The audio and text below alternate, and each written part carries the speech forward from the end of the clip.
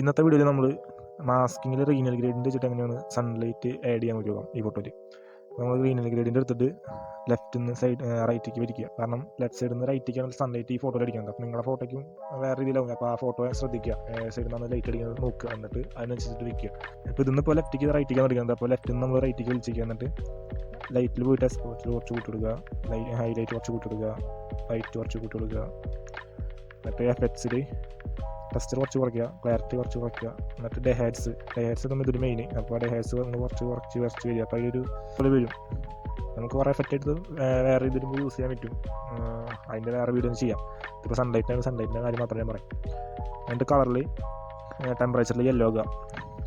സൺലൈറ്റിൻ്റെ colour yellow ആണല്ലോ, അപ്പോൾ yellow ആകണം. അപ്പോൾ ടെമ്പറേച്ചർ യെല്ലോ ആക്കിയിട്ട് അടിയിക്കുന്ന ഒരു കളർ നമ്മൾ പാൻറ്റുണ്ടാവും. അതും ഒരു റെഡിൻ്റെയും യെല്ലോയുടെയും സെൻട്രലായിട്ട് വരുന്ന രീതിയിൽ വയ്ക്കുക. നമ്മൾ നേരത്തെ ക്രിയേറ്റ് ചെയ്ത ലെയർ ഉണ്ടല്ലോ റീനൽ ഗ്രേഡിൻ്റെ, അതെടുത്തിട്ട് അതിൽ പ്ലസ് മൈനസ് അയക്കുന്നുണ്ട്. അത് എടുത്താൽ സബ്ട്രാക്ട് ഫ്രം മാസ്ക് 1 കൊണ്ട് എടുക്കുന്നുണ്ടാവും. അതെടുക്കുക. അതിൽ തന്നെ നമുക്ക് വീണ്ടും റീനൽ ഗ്രേഡിൻ്റെ എടുക്കണം. റീനൽ ഗ്രേഡിൻ്റെ എടുത്തിട്ട് അടിയിൽ നിന്ന് വിളിച്ചിരിക്കുക. എന്നിട്ട് എങ്ങനെ കുറച്ച് ചെരിഞ്ഞിട്ടാവും വരുന്നുണ്ടാവും ലൈറ്റ്. അപ്പോൾ ആ ഒരു ലെവലിലേക്ക് നമ്മൾ ഐഡിയ പോലെ വയ്ക്കുക, അതുപോലെ വയ്ക്കുക.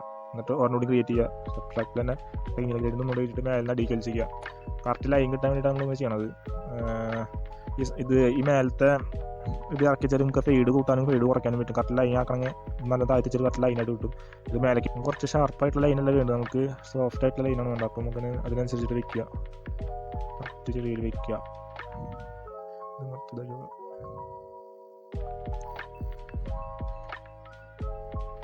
എന്നിട്ട് ഡെഹേഡ്സ് ഒന്നുകൂടി കൂട്ടി കൊടുക്കുക.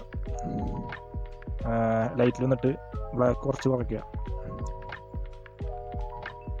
കോൺട്രാസ്റ്റ് കുറച്ച് കുറയ്ക്കുക, ഷാഡോസ് കുറച്ച് കൂട്ടിയെടുക്കുക. നമുക്ക് കറക്റ്റ് അലൈൻ ചെയ്യുക.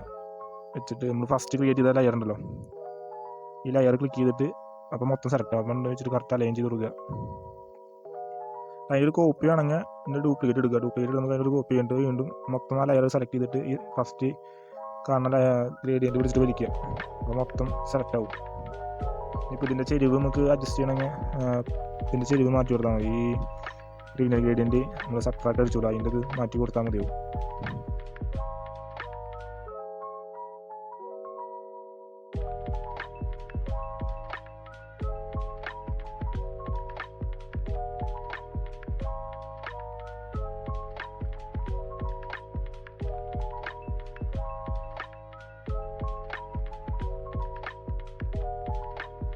അപ്പോൾ ഇതുപോലെയാണ് നമ്മൾ ലൈറ്റ് റൂമിൽ സൺലൈറ്റ് ആഡ് ചെയ്യണത്.